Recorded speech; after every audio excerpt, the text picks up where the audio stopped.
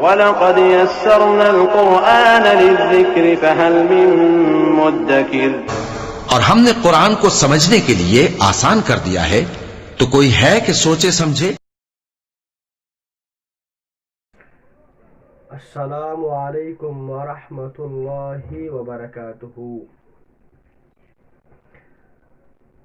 عزیز طلباء، آج ہمارا موضوع اور ٹاپک غیر اللہ کی بے بسی ہے۔ غیر اللہ یعنی اللہ کے علاوہ کائنات کے اندر جتنی بھی چیزیں ہیں وہ لاچار ہے، وہ بے بس ہے، وہ مجبور ہے۔ جب وہ لاچار ہے، کمزور ہے، بے بس ہے، تو وہ خدا نہیں ہو سکتے۔ خدا کبھی بے بس نہیں ہو سکتا، خدا کبھی لاچار نہیں ہو سکتا، نعوذ باللہ من ذالک۔ اللہ تعالیٰ نے قرآن کریم کے اندر دو مثالیں بیان فرمائی ہیں۔ اگر انسان کے اندر تھوڑا سا بھی احساس، تھوڑا سا بھی شعور، تھوڑی سی بھی عقل ہو، اگر ان کے اندر انسان غور و فکر کرے گا تو انسان فوراً اسی وقت شرک سے توبہ کرے گا۔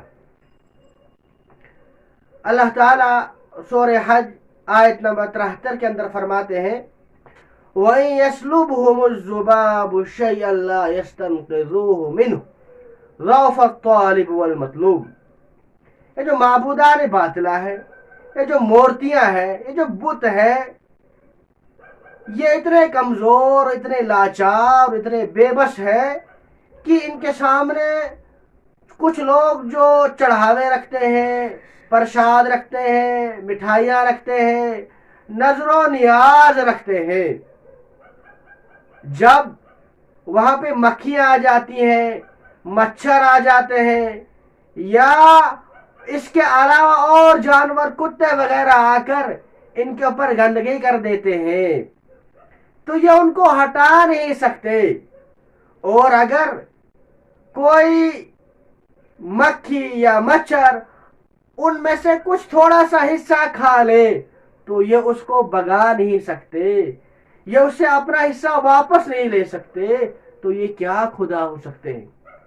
یہ خود بھی کمزور ہے اور جو ان کو مانگ رہا ہے وہ بھی کمزور ہے۔ ضعف الطالب والمطلوب، جو ان کے سامنے دعا کر رہا ہے، جو ان کو پکار رہا ہے، جو ان کے سامنے اپنا ماتھا ٹیک رہا ہے، وہ بھی کمزور ہے، اور جس کے سامنے یہ اپنا ماتھا جھکا رہے ہیں وہ بھی کمزور ہے۔ اللہ تعالیٰ نے سورہ رعد آیت نمبر 14 کے اندر ایک اور مثال بیان فرمائی كَبَاسِطِ كَفَّيْهِ إِلَى الْمَاءِ لِيَبْلُغَ فَاهُ وَمَا هُوَ بِبَالِغِهِ وَمَا دُعَاءُ الْكَافِرِينَ إِلَّا فِي ضَلَالٍ۔ جو اللہ تعالیٰ کو چھوڑ کر مورتیوں کو، بتوں کو یا کسی بھی چیز کو مانگتے ہیں، اپنے نظر و نیاز ان کے سامنے رکھتے ہیں، اپنا ماتھا ان کے سامنے جھکاتے ہیں، ان سے مرادیں مانگتے ہیں، اللہ تعالیٰ نے فرمایا یہ ایسے ہے جیسے ایک آدمی نے اپنے ہاتھ پھیلا رکھے ہو سمندر کے سامنے یا پانی کے سامنے، چشمے کے سامنے، اور اسے کہہ رہا ہو میرے منہ میں آ جا، میرے منہ میں آ جا، میرے منہ میں آ جا، تو کیا یہ ہو سکتا ہے کہ پانی اس کے منہ تک آ جائے؟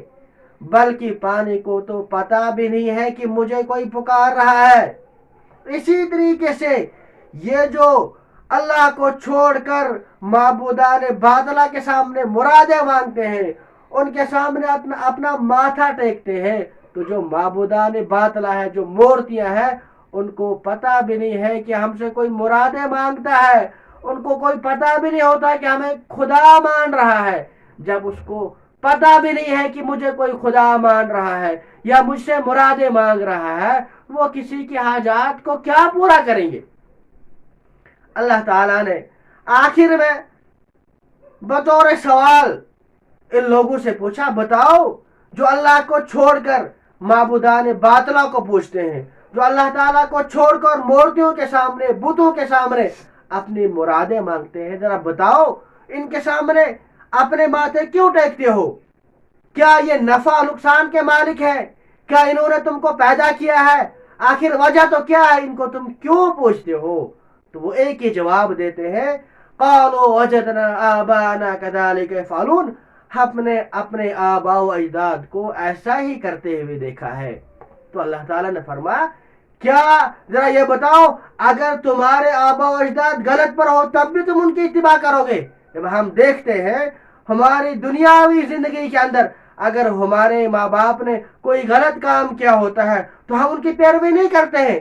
جب دنیاوی امور کے اندر اگر ماں باپ سے یا آباء و اجداد سے کوئی غلطی ہو گئی ہوتی ہے ہم اس کی اتباع نہیں کرتے، اس کی پیروی نہیں کرتے، تو دین جو دنیا سے زیادہ اہم ہے اس بات میں، اس دینی امور کے اندر یہ چیزیں کیوں نہیں سمجھتے ہو؟ تو خیر عزیز طلباء، آج ہم نے پڑھا جو اللہ کے علاوہ ہے، کوئی بھی ہو وہ سب کمزور ہیں، اور کمزور کبھی بھی خدا نہیں ہو سکتا۔ اللہ تو حی ہے، وہ ہمیشہ سے ہے، ہمیشہ رہے گا، اس کو نہ اونگ آتی ہے نہ نیند آتی ہے، وہ ہمارے دلوں کے حال سے واقف ہے۔ اللہ تعالیٰ سے دعا ہے کہ اللہ تعالیٰ ہمیں شرک اور بت پرستی اور ان تمام جو اعمال اللہ تعالیٰ کو ناراض کرنے والے ہیں ان سے بچائے، اور صرف ہمارا جو ماتا ہے اللہ کے دربار میں جھکے، اس کے علاوہ کسی اور دربار میں نہ جھکے، نہ اس کی نوبت آئے۔ وآخر دعوانا ان الحمد للہ رب العالمین۔